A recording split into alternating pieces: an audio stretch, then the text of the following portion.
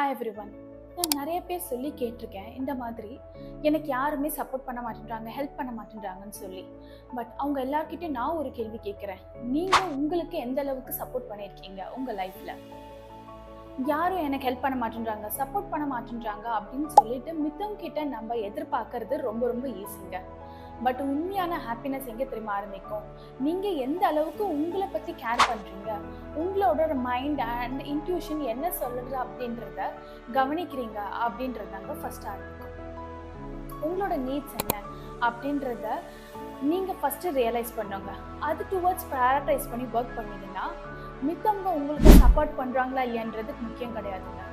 நீங்கள் எந்த அளவுக்கு உங்களுக்கு நீங்கள் ஒரு நல்ல சப்போர்ட்டாக இருக்கீங்க அப்படின்றதாங்க முக்கியமான விஷயம். Remember, self love isn't about being selfish. Self love தாங்க நம்மளுக்கான ஃபவுண்டேஷன்.